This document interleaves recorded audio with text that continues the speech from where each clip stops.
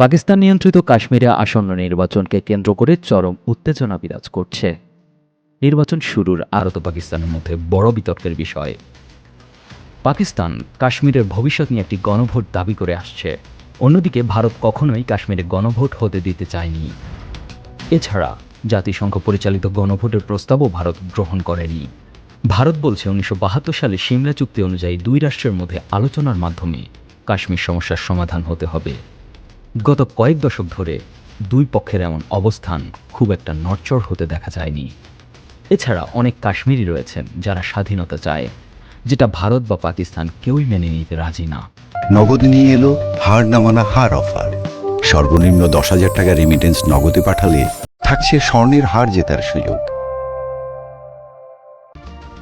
কাশ্মীর নিয়ে ভারত ও পাকিস্তানের মধ্যে 1947 থেকে 48 এবং 1965 সালে যুদ্ধ হয়েছিল। পরবর্তীতে 1966 সালে স্বাক্ষরিত হয় তাসখন্দ চুক্তি।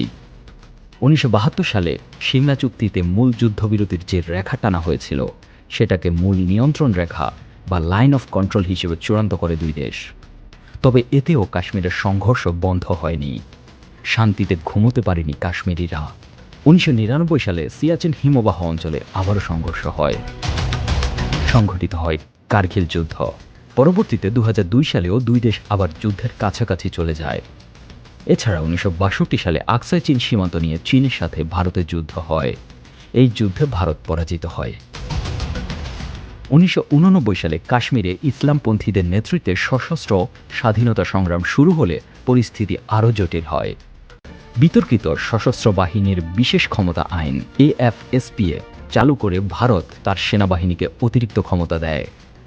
এর ফলে সেনাবাহিনী আরও অপ্রতিরোধ্যভাবে কাশ্মীরিদের নিয়ন্ত্রণ করতে থাকে। 2010 সালে ভারত শাসিত কাশ্মীরে ভারত বিরোধী বিক্ষোভে শতাধিক যুবক নিহত হন। বিগত 2019 সালে মোদী সরকার কাশ্মীরের কফিনে শেষ পেরেক ঠুকে দেন।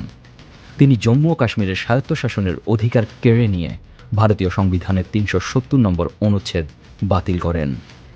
সর্বশেষ গত 22 এপ্রিল কাশ্মীরের পেহেলগামের ঘটনা নিয়ে আবারও যুদ্ধের দ্বারপ্রান্তে দাঁড়িয়ে আছে পরমাণু শক্তিধর দুই প্রতিবেশী ভারত ও পাকিস্তান। একে নিষিদ্ধ করারও কড়া সমালোচনা করেছে তারা। অন্যদিকে প্রতিবেশী ভারত এই পরিস্থিতির জন্য পাকিস্তানের কাঠামোগত শোষণকে দাবি করছে। তবে পাকিস্তানের বিরোধী রাজনৈতিক নেতৃত্ব ভারতের এমন দাবি নাকচ করে দিয়ে বলেছে ট্রুথ অ্যান্ড রিকনসিলিয়েশন কমিশন গঠন করার মাধ্যমে বিচার হবে। একই সাথে টানা 40 দিন ইন্টারনেট বন্ধ রেখে সাধারণ মানুষকে শাস্তি দেওয়ারও কঠোর সমালোচনা করা হয়েছে। এই রক্তপাত আর আতঙ্কের মাঝে এই নির্বাচন শেষ পর্যন্ত কতটা গ্রহণযোগ্য হবে, এখন সেটাই বড় প্রশ্ন। News desk, 21 television.